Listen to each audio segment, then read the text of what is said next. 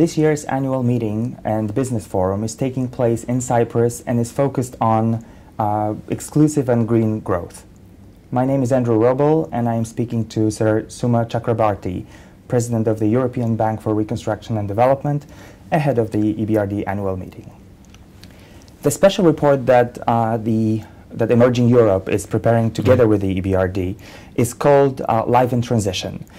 What are your views on the lives of millions of people, actually, that have been changing over the last, well, almost 30 years now? Well, quite clearly, it's nearly 30 years since the fall of the Berlin Wall, and I think there's been outstanding progress. If you look at the societies where EBRD has been operating, the transformation is very clear. You can see that in all sorts of indices. Income gap has closed, happiness gap has closed. In fact, it's very similar now to Western Europe, in Eastern Europe, in the happiness gap. So I think you can see lots of areas of progress. But we also have to recognize there's still a huge amount of work to do. Yes. I mean, if you look at the transition process, it was undoubtedly painful in some ways. I mean, both socially, economically, but also physically. I mean, our last transition report has this rather interesting statistic that those who were born at the period of transition starting, when the Berlin Wall fell and we started this whole process, they are on average physically 1 centimeter shorter than those who were born before or after that. I think that is a very good measure of the costs of transition on that segment of population. And of course there's a huge agenda still in terms of trying to make sure that we have a more inclusive transition going forward.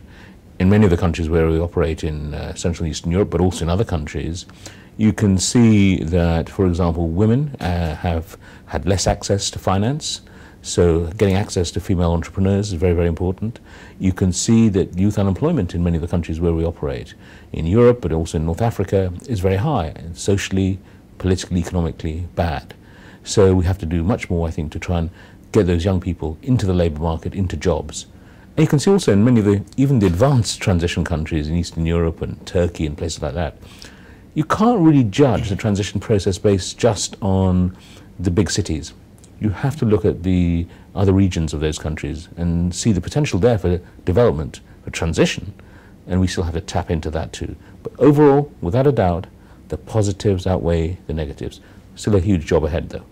So if you look at what the EBRD has been doing for now the last 26 years, how have you contributed to the transition process in the region? So one easy measure that people always use is the amount of investment, the number of projects. It's 117 billion euros or more, in fact, now, in terms of investment. That's great, and it's about 4,700 projects. These are the data that people often use. But for me, the greatest thing is to actually look at what we call transition impact. If you look at the impact of our projects and our investment, but also allied to that, all the support we've given for policy reforms in these countries, whether it's in the legal areas or whether it's in investment climate and governance, all of that added together has made a major impact in many of these countries. Don't forget, in quite a lot of the countries where we operate, EBRD is the largest institutional investor. So I think we have been associated with a real period of success on that basis. So, like I said earlier, during this year's annual meeting, we are going to focus on green and inclusive growth. What are the largest challenges in those areas that the countries of emerging Europe face? Well, in Central and Eastern Europe, we have one of the most energy-intensive regions of the world, and that was very much a legacy of the communist era. We need to reduce energy costs in the region very, very quickly and substantially. EBRD has made a major effort on this. We've been working through what we call a Sustainable Energy Initiative since 2006, very, very successful. We have now set ourselves this target to have 40% of our investments by 2020 being, focusing on energy efficiency. And we're already at 1/3 of our investment, so we're on track to deliver that. The great thing about that whole agenda is it marries our desire to be environmentally friendly, to help deal with the climate change issues, but at the same time to be very business-like about it. So trying to help companies or residential buildings, trying to get energy costs down. In the case of companies, that will make them more profitable. The payback periods will be short on those investments. And so you get both a business benefit, but you also get an environmental benefit. And that's really, really good news.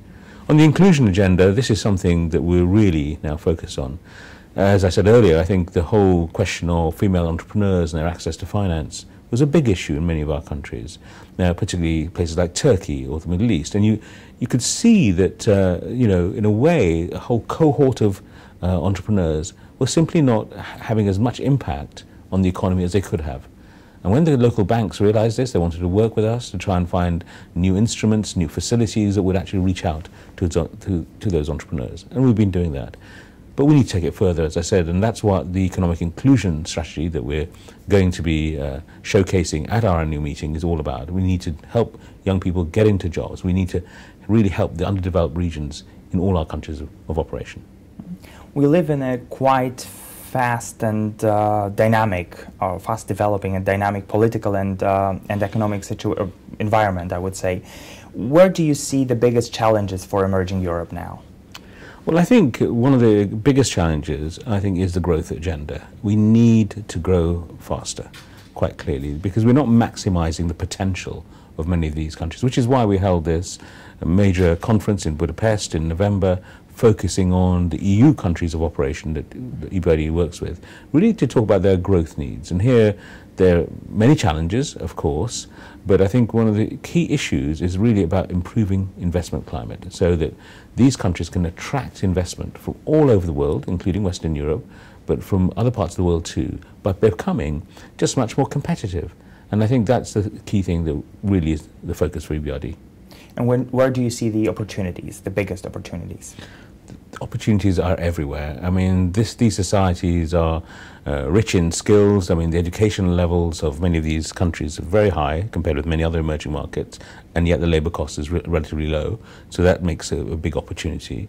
I think you can also see the investment opportunities.